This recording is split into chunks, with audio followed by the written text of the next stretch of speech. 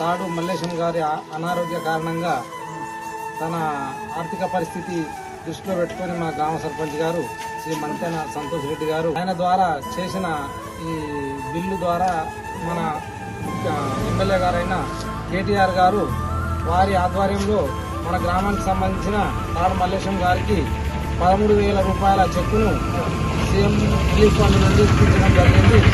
దీనికి కృషి చేసిన మన సర్పంచ్ గారికి మన గ్రామం తరఫున గ్రామ ప్రజల తరఫున అందరికీ కృతజ్ఞతలు తెలియజేసుకుంటున్నాను. ఈరోజు మన వెంకట్రావుపేట గ్రామంలో ముఖ్యమంత్రి సహాయ నిధి నుండి తాడు మల్లేశం గారు గత సంవత్సరం క్రితం అనారోగ్యం రీత్యా చికిత్స చేయడం జరిగింది.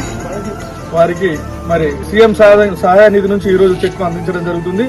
మరి ఇందుకు సహకరించినటువంటి మన TRS working president KT Ramarao గారికి, చెల్మడ లక్ష్మీనరసింహారావు గారికి కృతజ్ఞతలు. అదేవిధంగా స్థానిక నాయకులకు అందరికీ ధన్యవాదాలు.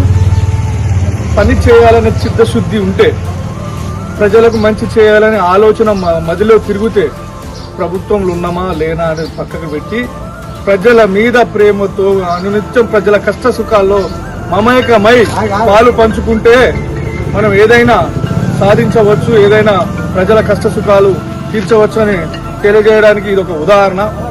ఎందుకంటే మనం ప్రభుత్వం ఉందా ప్రభుత్వం లేదా కాదు, ప్రజలకు కష్టం ఉన్నప్పుడు ఏ విధంగా స్పందిస్తున్నాం అనేదే ఇంపార్టెంట్. ఇందుకు సహకరిస్తున్నటువంటి ప్రతి ఒక్కరికి కృతజ్ఞతలు, ధన్యవాదాలు తెలియజేసుకుంటున్నాం.